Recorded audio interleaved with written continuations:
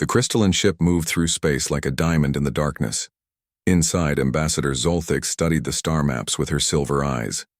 The Valtari had traveled these routes for 10,000 years. They had never raised a weapon, never fought a battle, never even argued with other species. They were proud of this fact. "Ambassador," called Ralvin, the young navigation officer. "We are receiving a distress signal." Zolthix floated to the command center. Her translucent wings shimmered as she moved. "What kind of signal?" "It's primitive. Audio only. The language is strange." The speakers crackled to life. "This is Captain Jake Morrison of the starship Aurora. We need help. Life support failing. Please respond." The bridge crew looked at each other. The Valtari helped everyone, it was their way. But this ship was unknown to them. "Can you locate them?" Zolthix asked. "Yes, Ambassador. They're drifting near the asteroid field. Their ship is small, very basic technology." Zolthix touched her crystal pendant, thinking. The Valtari code was clear: help all who ask. She made her decision. Set course for their location. The Aurora looked like a metal box with engines. It was ugly compared to Valtari ships. Scorch marks covered its hull. One engine was completely dark. "Open communication," Zolthix ordered. A human face appeared on the screen. The man had short brown hair and tired eyes. "This is Captain Morrison. Thank you for answering. We've been drifting for 3 weeks. I am Ambassador Zolthix of the Valtari. We will help you. Prepare for docking." The rescue took 2 hours. 50 humans came aboard the Valtari ship. They were dirty, hungry, and exhausted. But they smiled and shook hands with everyone they met. Jake Morrison was the first to step onto the Valtari ship. He was tall for a human with broad shoulders. "I can't thank you enough," he said. "We thought we were dead out there." Lieutenant Emma Brooks followed him. She had red hair tied back in a ponytail. Her green eyes were wide as she looked around. "Your ship is beautiful," she said. The Valtari gave the humans food and medical care. The humans ate everything offered to them. They asked questions about everything they saw. They touched the walls, studied the controls, and watched the Valtari with curious eyes. "Your people are very different from us," Zolthix said to Jake as they walked through the ship. "How so?" Jake asked. "You carry weapons, even now after we saved you." Jake touched the gun at his hip. "It's just a precaution. Space can be dangerous. The Valtari have never needed weapons. We solve problems with words, not violence." Jake raised his eyebrows. "Never? In your whole history?" "Never. We are mediators, peacemakers. It is our purpose." Emma joined them. "That's amazing. On Earth, we've had countless wars. We're trying to be better, but old habits die hard." The Valtari crew watched the humans with growing concern. These beings seemed kind, but they spoke of violence so casually. They carried weapons as if it were normal. They told stories of battles and conflicts as if they were everyday events. That night in the meditation chamber, Zolthix met with her senior officers. "They are dangerous," said Kalmar, the security chief. "We should help them repair their ship and send them away." "They are grateful for our help," said Rilana, the medical officer. "They mean us no harm." "But they could harm us," Kalmar insisted. "They know violence, they practice it." Zolthix listened to both sides. The humans were strange, yes, but they were also alone and far from home. The Valtari way was to help, not to judge. "We will let them stay until their ship is repaired," she decided. "We will show them our ways. Perhaps they will learn from us." She didn't know then how much the Valtari would learn from the humans instead. She didn't know that this meeting would change her people forever. She only knew that for the first time in 10,000 years, the Valtari had invited warriors onto their ship, and nothing would ever be the same again. The first week with the humans was quiet. They stayed in their assigned quarters, eating meals and resting. But by the second week, things began to change. Jake Morrison sat in the recreation room with 3 young Valtari officers. He held a deck of cards. "Want to learn a game?" he asked. The Valtari looked at each other. Games were for children in their culture, but they were curious about these humans. It's called poker, Jake said, shuffling the cards. The goal is to win by having the best hand or by making others think you do. You lie in this game? Asked Talron, the youngest officer. Jake grinned. We call it bluffing. It's not really lying, it's strategy. The Valtari were confused but interested. They had never heard of a game where deception was part of the rules. Meanwhile, Emma Brooks was in the library with a group of Valtari historians. She had brought data files from Earth and was sharing human history. This was World War II, she explained, showing images on the screen. Millions died, but it also brought out the best in people. Courage, sacrifice, innovation. The Valtari, historians were horrified. So much death, whispered Nalvara. How did your species survive? We learned, Emma said. Each war taught us something. We're still learning. In the engineering section, Ben Carter was working with the Valtari technicians. He studied their power systems with wide eyes. Your energy efficiency is incredible, he said. But have you thought about adding redundant systems? For protection? The Valtari engineer, Moltak, tilted his head. Protection from what? System. Failures, attacks, accidents, Ben said. You need backup plans. We have never been attacked, Moltak said. Why prepare for something that has never happened? Ben scratched his head. Because it might happen someday. Better safe than sorry.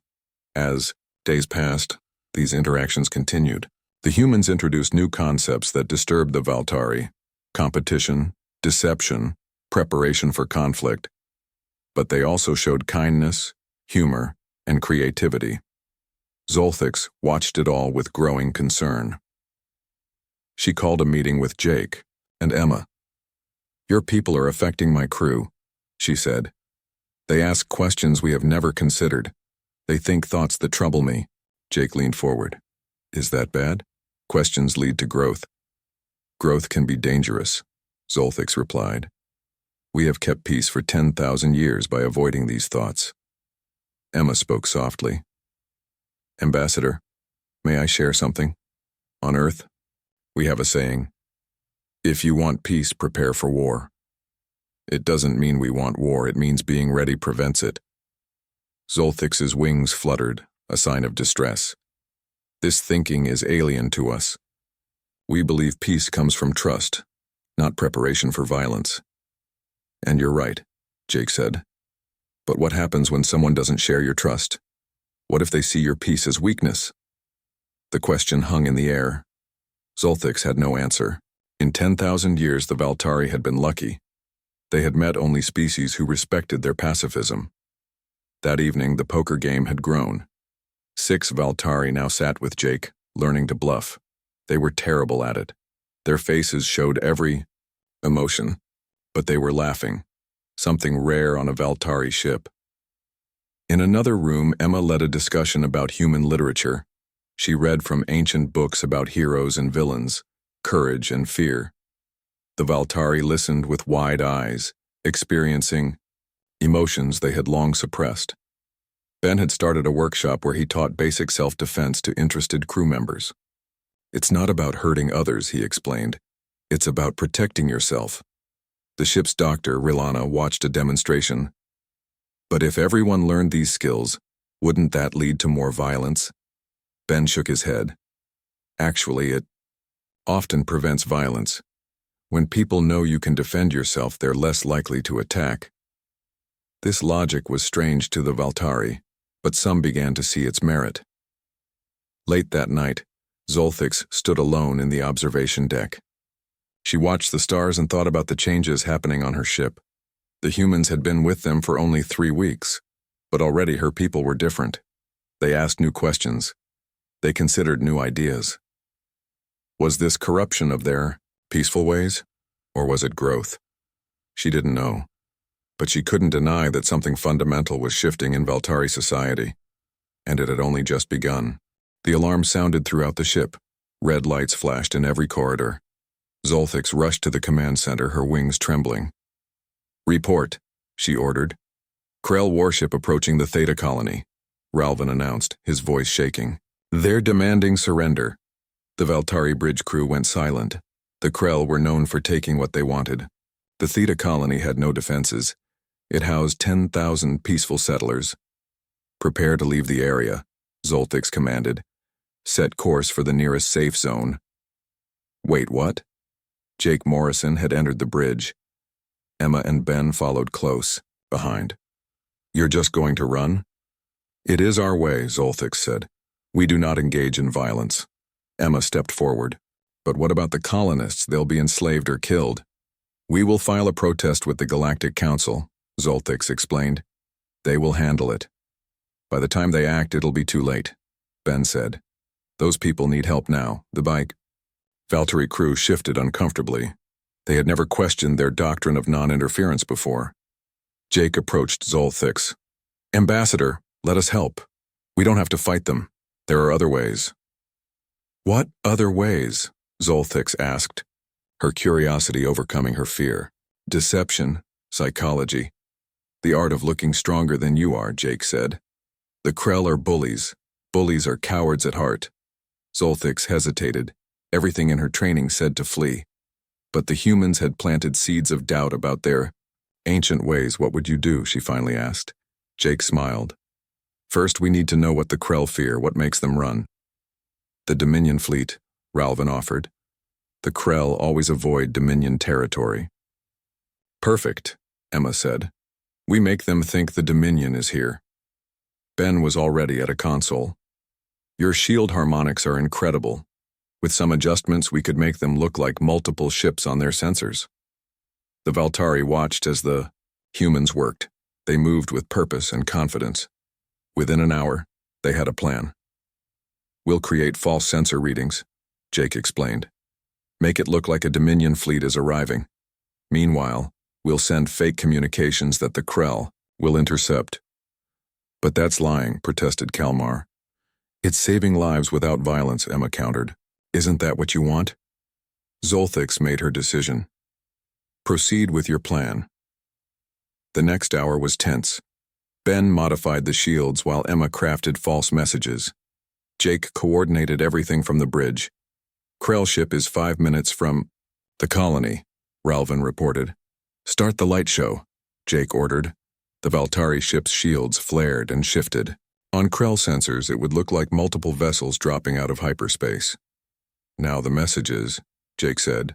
Emma transmitted on an open channel. Dominion fleet to all vessels. This sector is now under our protection. Withdraw immediately. The bridge fell silent as they waited. The Krell ship slowed its approach.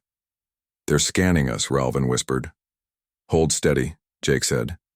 Ben, give them something more to see. Ben adjusted the controls. The false signatures multiplied. Now it looked like 20 ships surrounded the colony. The Krell are turning, Ralvin announced, amazement in his voice. They're running away. The bridge erupted in cheers. Even the Valtari were celebrating. They had saved the colony without firing a shot. Zoltix approached Jake. How? Did you know this would work? Bullies are predictable, Jake said. They only attack when they think they can win easily. Make them doubt that and they run. We lied, Zoltix said softly. We deceived them. To save innocent lives, Emma added. Sometimes the ends justify the means. The Valtari crew was buzzing with excitement. They had never felt this way before. They had actively prevented harm instead of just running from it. In the days that followed, word spread throughout Valtari space. The peaceful ones had stood up to the Krell. They had won without violence. Young Valtari began asking questions.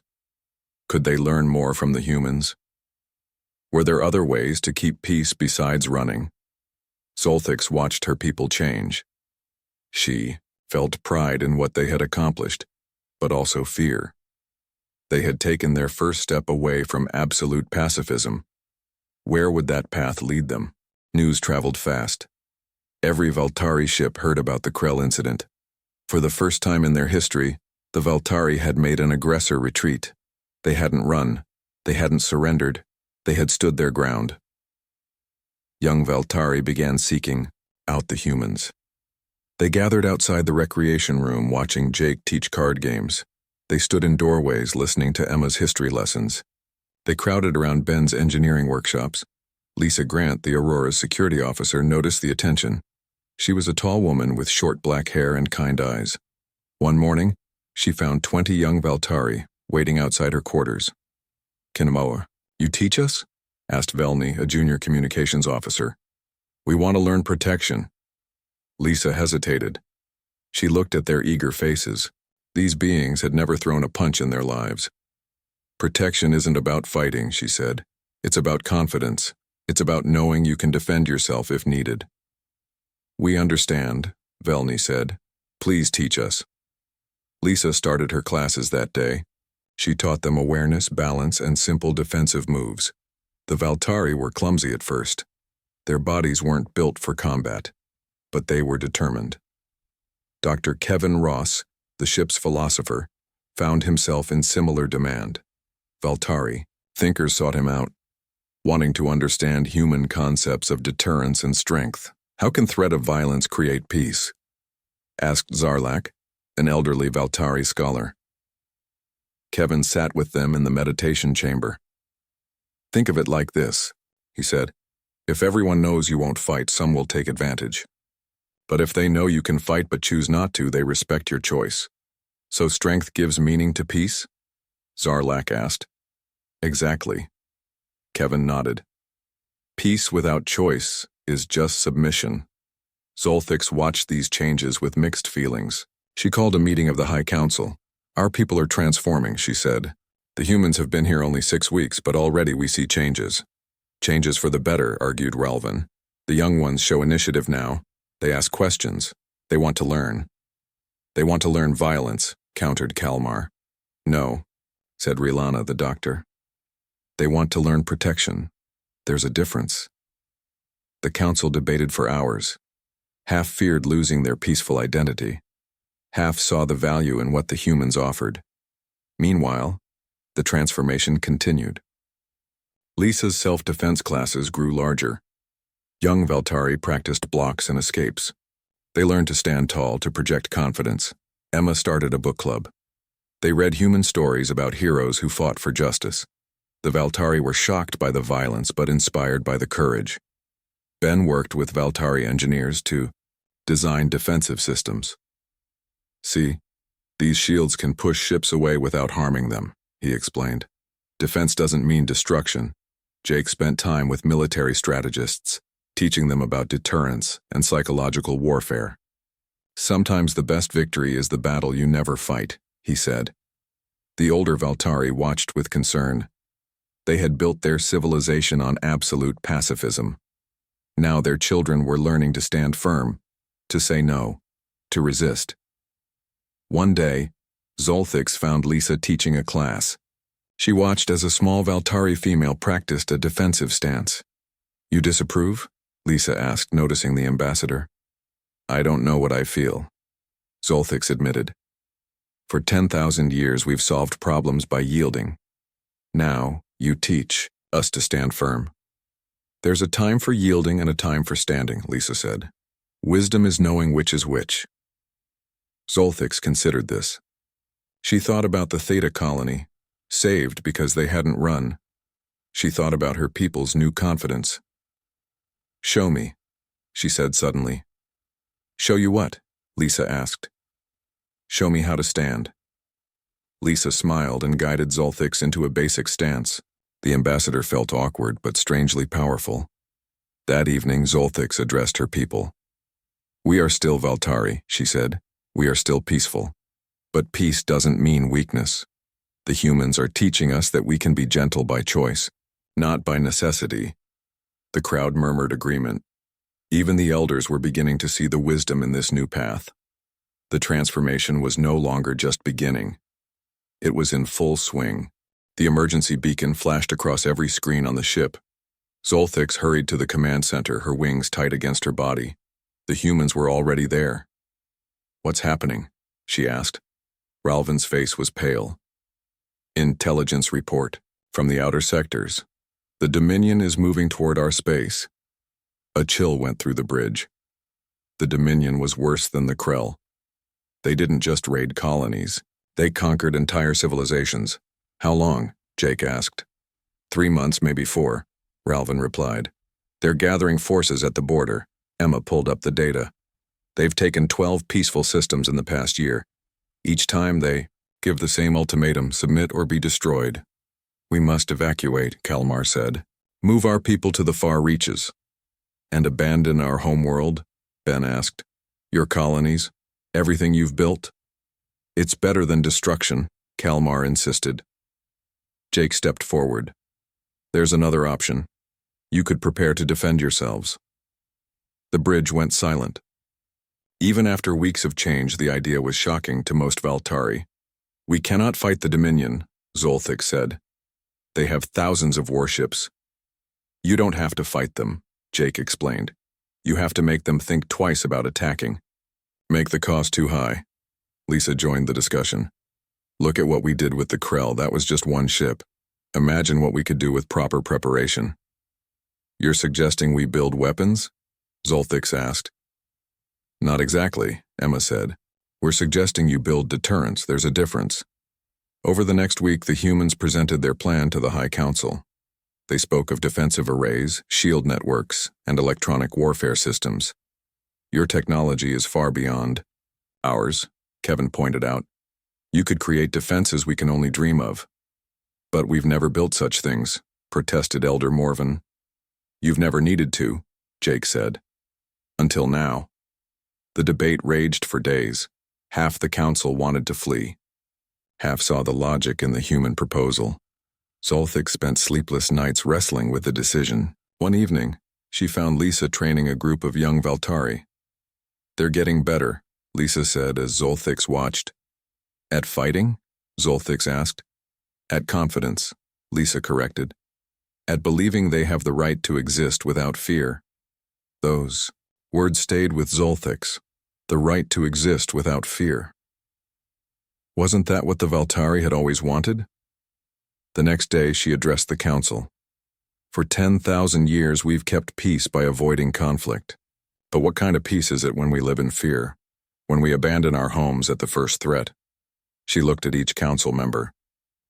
The humans offer us something new. Not war, but the ability to say no to those who would harm us. Elder Morvan stood. And if we become like those we fear? If we lose ourselves in this transformation? Jake spoke up. You won't, because you're choosing this path to protect, not to conquer. That's the difference between you and the Dominion. The vote was close, but it passed. The Valtari would prepare to defend themselves. Work began immediately. Ben led teams of engineers in designing shield systems. Emma helped create communication networks to confuse enemy sensors. Kevin worked with philosophers to develop new doctrines of defensive ethics. Lisa expanded her training. Now she taught not just self-defense, but tactical thinking. Remember, she told her students, the goal is to prevent fights, not win them. Jake coordinated everything, bringing human innovation and Valtari technology together. You have tools we've never imagined, he told the engineers. Let's use them in ways no one expects. As weeks passed, Valtari space began to change. Hidden defense platforms appeared near colonies. Shield networks linked planets together. Communication arrays stood ready to project false signals. The Valtari were still peaceful. They still preferred negotiation to confrontation. But now they were preparing to back their words with strength. Are we doing the right thing? Zolthix asked Jake one evening. You're protecting your people, he replied. That's always the right thing. She nodded, watching the stars. The Dominion was coming.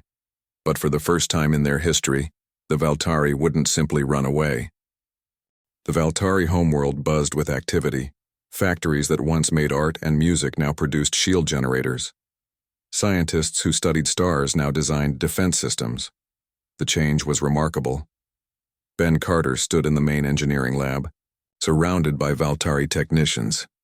Your crystal technology is perfect for this, he explained, holding up a glowing component. It can amplify energy without generating heat. Moltak nodded. We use it for healing. You want to use it for shields? Not just shields, Ben grinned. Imagine a barrier that doesn't just block attacks but reflects them back. The more they shoot, the stronger it gets, the Valtari engineers whispered excitedly. They had never thought of their technology this way. In another lab, Emma worked with communication specialists. Your telepathic crystals can send messages instantly across space, she said. We can use that to create false signals, make the Dominion think there are fleets where there aren't. Like we did with the Krell? Asked Ralvin. Exactly, but on a massive scale, Emma confirmed. They'll never know what's real and what isn't. Lisa trained defense forces in underground chambers. The Valtari learned quickly now, their natural grace adapting to defensive movements. Remember, she repeated, these skills are for protection, only, never for attack. Her students nodded solemnly. They understood the difference. Jake and Zolthix toured the defense installations together. Hidden platforms orbited every major colony. Sensor networks covered entire star systems. Your people work fast, Jake observed. We're motivated, Zolthix replied. For the first time, we're not preparing to run, we're preparing to stay. They stopped at a massive shield array. It looked like a flower made of crystalline light. This can protect an entire planet? Jake asked. In theory, yes, Zolthix said. We've never built anything like it before. Dr. Kevin Ross had set up a new academy. He taught Valtari philosophers about deterrence theory and defensive ethics. His classes were always full. The key is proportion, he explained to his students. Use only enough force to stop the threat. Never more. The Valtari absorbed these lessons eagerly. They created new laws and guidelines for their defensive forces. Every system had multiple safeguards against misuse. 2 months into preparations, they tested their first planetary shield. The entire population watched as a crystal flower unfolded in space, creating a shimmering barrier around their world. Works, Moltak announced, tears in his eyes. We can protect ourselves. But not everything was defense systems and shields. The humans insisted on non-lethal options too. Ben designed stun fields that could disable ships without destroying them. Emma created virus programs that could shut down weapon systems remotely. We call it peace through superior firepower, Ben explained to a confused Valtari admiral. But the firepower doesn't have to be deadly. The Valtari combined their advanced technology with human creativity in ways neither species had imagined. They built gravity wells that could trap fleets without harming them. They created energy dampeners that made weapons useless within certain zones. Your people are naturals at this, Jake told Zolthix one evening. You're creating defensive systems we never dreamed of. Because we approach it differently, she replied. We still think like pacifists. We want to stop violence, not cause it. As the 3rd month approached, Valtari space had transformed. Hidden defenses protected every inhabited world. Communication networks could create illusions across entire sectors. Shield systems could withstand sustained bombardment.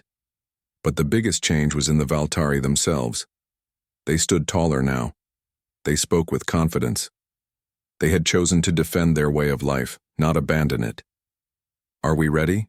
Zolthix asked during the final planning meeting. Jake looked at the reports. You have defenses that would give any aggressor pause, but more importantly, you have the will to use them. Not to attack, Zolthix clarified. No, Jake agreed. To protect. That's what makes you different from the Dominion. The room fell silent as everyone contemplated what was coming. The Dominion fleet would arrive soon. For the first time in their history, the Valtari would stand and face them. They were still the galaxy's most peaceful race, but now they were also its best defended. The Dominion fleet appeared at the edge of Valtari space like a storm cloud. 200 warships, each bristling with weapons. They had conquered dozens of peaceful civilizations. They expected this one to be the same. Admiral Korgath stood on the bridge of his flagship, studying the scan results. No military vessels detected, he announced. Another easy conquest. His second-in-command smiled. Shall we send the usual message? Yes. Give them 1 hour to surrender. The message went out across all channels. Submit to Dominion rule or face destruction. You have 1 hour. In the Valtari Command Center, Zolthix stood with Jake and Emma. The entire High Council was present. Everyone waited for her decision. It's time, Jake said quietly. Zolthix touched her crystal pendant, drawing strength from it. Then she opened a channel. This is Ambassador Zolthix of the Valtari. We decline your offer. Please leave our space. Admiral Korgath laughed. They decline? Send the fleet forward. Show them what happens to those who refuse us. The Dominion. Ships moved toward the nearest Valtari colony, but as they approached, strange readings appeared on their sensors. Sir, called the tactical officer. I'm detecting something. Multiple contacts. What kind of contacts? I can't tell. The readings keep changing. Emma smiled in the Valtari Command Center. Their sensor ghosts were working perfectly. The Dominion saw 50 ships, then 100, then 500. Impossible, Korgath muttered. The Valtari have no fleet. Beginning shield activation, Ben announced. Across Valtari space, crystal flowers bloomed. Planetary shields shimmered into existence. Space stations generated overlapping defensive fields. The Dominion fired warning shots. The energy blasts hit the shields and bounced back, nearly hitting their own ships. What technology is this? Korgath demanded. Jake activated the next phase. False communications flooded Dominion channels. They heard hundreds of voices coordinating fleet movements that didn't exist. They saw sensor readings of massive battleships that weren't there. Sir, we're being jammed, reported the communications officer. I can't get clear readings on anything. Lisa coordinated the defense platforms. As Dominion ships approached colonies, hidden stations activated gravity wells. Ships found themselves stuck, unable to move forward or backward. We're caught in some kind of field, a Dominion captain reported. Engines at full power, but we're not moving. Korgath grew frustrated. Fire main weapons. Break through their defenses. The Dominion fleet opened fire. Energy beams and missiles streaked toward Valtari worlds, but the crystal shields absorbed everything. The harder they hit, the stronger the shields became. Shields holding at 100%, Multak reported. The energy absorption is actually strengthening them. Ben activated his special surprise. EMP waves pulsed from hidden satellites. Dominion weapons went offline. Ships lost power. In minutes, half their fleet was disabled. We've lost weapons control, officers reported across the fleet. Navigation is failing. Korgath couldn't believe it. His unstoppable armada was being defeated without a single shot fired in return. Zolthix opened a channel to the Dominion flagship. Admiral Korgath, you came here expecting to find helpless victims. Instead, you found a people who choose peace but can enforce it. Leave now while you still can. This is impossible, Korgath sputtered. You're pacifists. You don't fight. We don't, Zolthix agreed. We protect. There's a difference. Jake leaned forward. Admiral, check your long-range sensors. See those readings at the edge of the system? Korgath looked.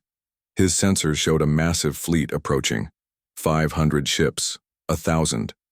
The readings kept multiplying. It was all an illusion, but he didn't know that.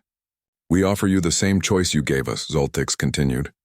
Leave peacefully or face the consequences. For the first time in his career, Admiral Korgath ordered a retreat. The mighty Dominion fleet turned and ran from the most peaceful race in the galaxy. As they left, Emma sent one final message on all frequencies. The Valtari protect this sector now. Pass the word. The bridge erupted in celebration. Valtari and humans embraced. They had done the impossible. They had won without violence. They had protected without destroying. They had shown the galaxy a new way. The news spread across the galaxy like wildfire. The Valtari had defeated the Dominion without firing a single shot. Peaceful races everywhere suddenly had hope. Aggressive species reconsidered their tactics. 3 months after first contact, the Aurora was finally repaired. Jake Morrison stood with his crew in the Valtari Grand Hall preparing to say goodbye. You've given us more than we can ever repay, Zolthik said, her wings shimmering with emotion. Jake shook his head. We gave you ideas. You gave us proof that peace and strength can coexist. Emma stepped forward. Your defensive technology is incredible. The entire galaxy will want to learn from you now, and we will teach them, Zolthix replied. As you taught us. Ben was exchanging data crystals with Moltak. This contains all our defensive designs, the Valtari engineer said. Share them with Earth. Let your people benefit too. Lisa hugged Velny, her star pupil. Remember, strength serves peace, never the other way around. We will remember, Velny promised. We will teach others. Dr. Kevin Ross presented his final gift, a book of combined human and Valtari philosophy. A new way of thinking, he explained. Peace through strength, strength through wisdom. The farewell ceremony lasted hours. Valtari children performed traditional dances. Elders gave blessing crystals. Young warriors demonstrated their defensive skills. Finally, Zolthix addressed both peoples. 3 months ago, we rescued strangers from the void. We thought we were saving them. Instead, they saved us. She looked at the humans. You taught us that true peace requires the ability to defend it, that gentleness is meaningless without the choice to be otherwise. Then she turned to her own people. And we taught them that strength without compassion is empty, that the highest form of power is the power to protect, not destroy. Jake stepped forward. The galaxy will never be the same. The Valtari are still peacekeepers, still mediators. But now you're also guardians. No one will mistake your gentleness for weakness. Again, as the humans boarded their ship, young Valtari lined the corridors. They stood tall, confident, but still gentle. They had been transformed, but not corrupted. The Aurora lifted off, its engines now enhanced with Valtari crystal technology. As they left the system, Emma monitored communications. Listen to this, she said. Reports were coming in from across the galaxy. The Dominion was retreating from peaceful systems. The Krell were negotiating instead of raiding. Other aggressive species were reconsidering their approaches. The Valtari example is changing everything, Jake observed. Back on the Valtari homeworld, Zolthix convened the High Council. We have a new mission, she announced. We will teach others what the humans taught us. We will show the galaxy that peace and strength are not opposites but partners. The Council agreed unanimously. They began sending delegations to other peaceful races, sharing defensive technologies and philosophies. Within a year, a new alliance formed. The Peaceful Defense Coalition united dozens of formerly helpless civilizations. They shared technology, training, and support. The Valtari remained at the center, still mediating conflicts, but now with the respect born from strength. Their crystal ships still traveled the space lanes, but now they carried both wisdom and the means to protect it. 5. Years later, Jake Morrison returned for a visit. He found a transformed civilization. The Valtari had built academies teaching defensive arts alongside traditional peace studies. Their ships carried shield generators as well as meditation crystals. You've created something amazing, he told Zoltix. We created it together, she replied. Humans showed us that peace without power is fragile. We showed humans that power without peace is destructive. Together, we found balance. They stood watching young Valtari practice in the courtyard. Below, they moved with grace and purpose, learning to protect what they loved. What's next? Jake asked. Zolthik smiled. We continue to evolve, we continue to learn, and we continue to prove that the strongest beings in the galaxy are those who choose peace, but can enforce it when necessary. The galaxy had indeed changed, forever. And it had taken only 3 months with humans to begin the transformation. The most peaceful race had become the most respected, not despite their gentleness, but because of it. They chose peace. And now, they could defend that choice.